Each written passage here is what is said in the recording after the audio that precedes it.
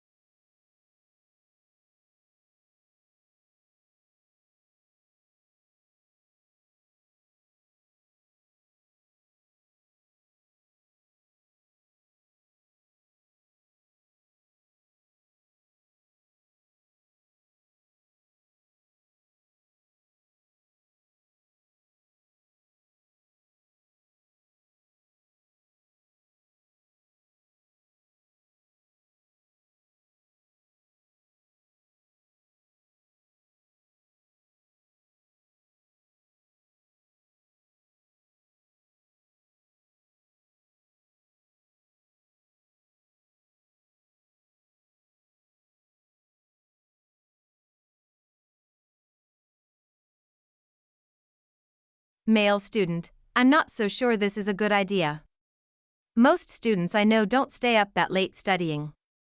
I mean, the library is already open until 9, and that seems enough for the majority.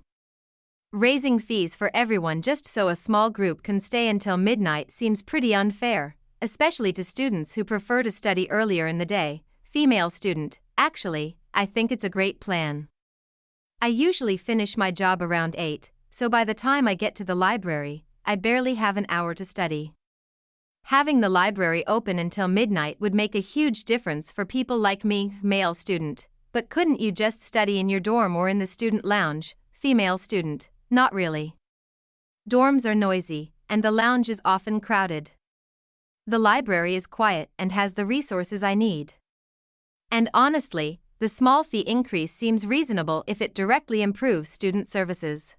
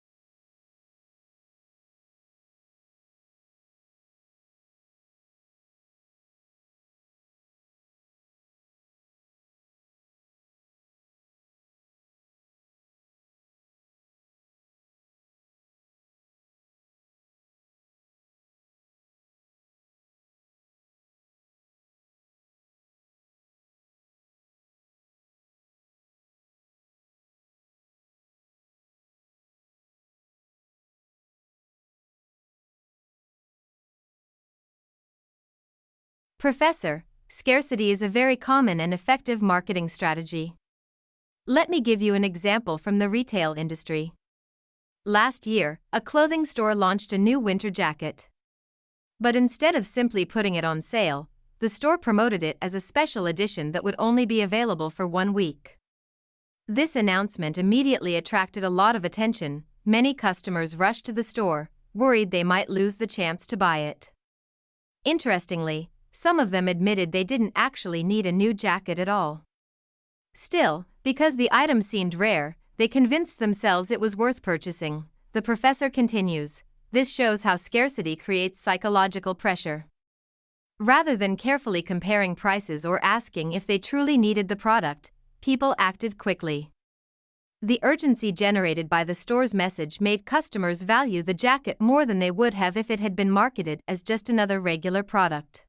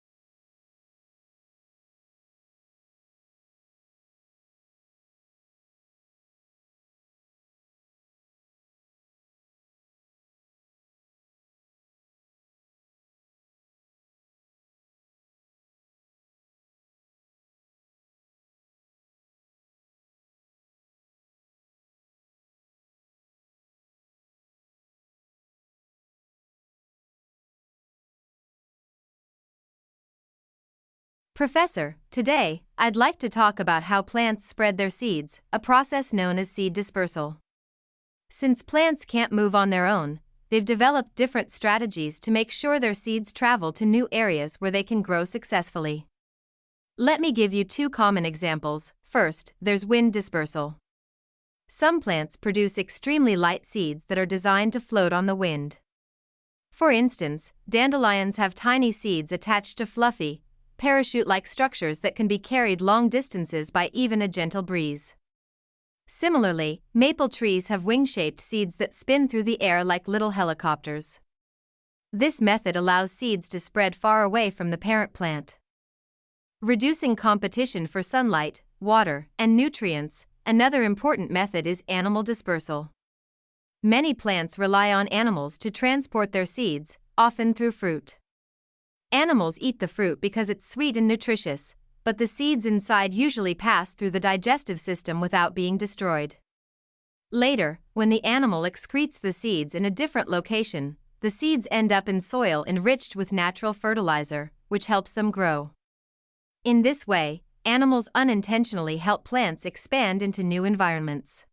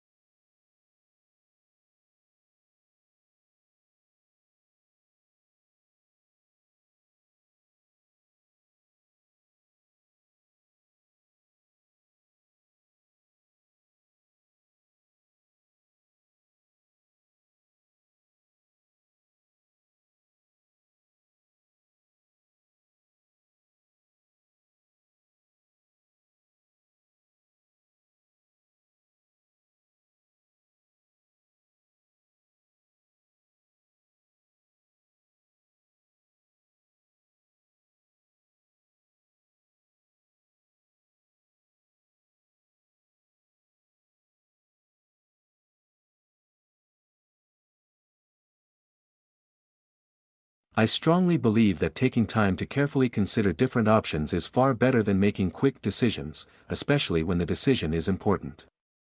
Rushing can lead to mistakes, regrets, or outcomes that don't match our goals. For instance, when I had to choose a university, I didn't just go with the first school that accepted me. I spent weeks comparing programs, tuition fees, location, faculty quality, and even potential career opportunities after graduation. This careful evaluation allowed me to select a school that aligned perfectly with both my academic and personal needs. Another example is when I bought a new smartphone. Initially, I thought buying the first model I saw would save time. But after researching different brands, reading reviews, and comparing prices, I found a model that was more durable, had better features, and even came with a warranty. Taking the time not only helped me make better decisions but also gave me confidence and peace of mind, knowing I had considered all options. In my experience, patience and careful thought almost always lead to better outcomes and long-term satisfaction.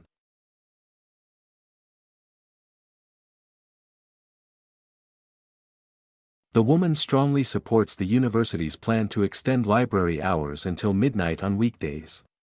She believes this change will be extremely beneficial because she often studies late at night, and the current closing time does not allow enough hours to focus effectively. She points out that the library provides a quiet and well-equipped environment, which is far more productive than dorm rooms or student lounges, where noise and distractions are common.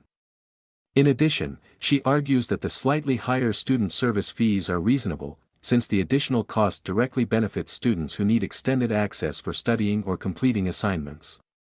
She also mentions that this plan would help students who have part-time jobs or evening classes, giving them the flexibility to use the library at times that fit their schedules. Moreover, she believes that by having more time to study in a proper environment, students will likely perform better on exams, complete projects more efficiently, and experience less stress. Overall, she considers the benefits of the extended hours to far outweigh the minor increase in fees and sees the plan as a practical and positive improvement for the student community. The concept of scarcity refers to the idea that people tend to value products, services, or opportunities more highly when they are perceived as limited or in short supply. This principle is based on human psychology. When something seems rare or may soon be unavailable, individuals often feel an increased sense of urgency to obtain it, even if they don't necessarily need it. The professor illustrates this concept with an example from a clothing store. The store released a special winter jacket, but it was only available for 1 week. As a result, many customers rushed to buy the jacket immediately, fearing that they might miss the chance. Interestingly, some of these customers admitted that they did not actually need a new jacket but still purchased it because of the limited time offer. This example demonstrates that scarcity creates psychological pressure, influencing people to act quickly rather than carefully evaluating their options. It also shows how businesses can strategically use scarcity to boost demand and sales, making items appear more valuable simply because they are limited. Overall, the example clearly highlights how scarcity affects human behavior, motivating individuals to prioritize short-term opportunities and make faster decisions.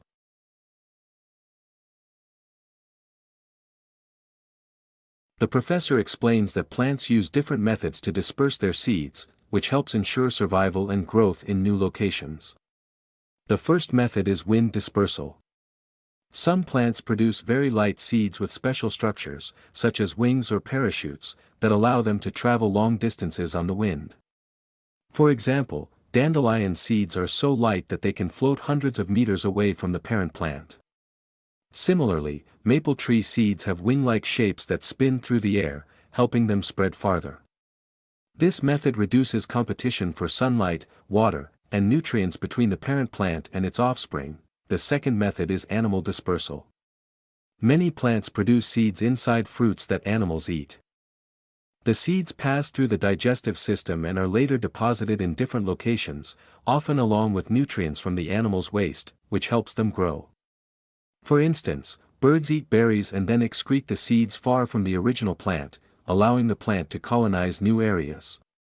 Together, These two methods illustrate how plants have evolved efficient strategies to spread seeds, reach suitable environments, and increase their chances of survival while reducing competition with the parent plant.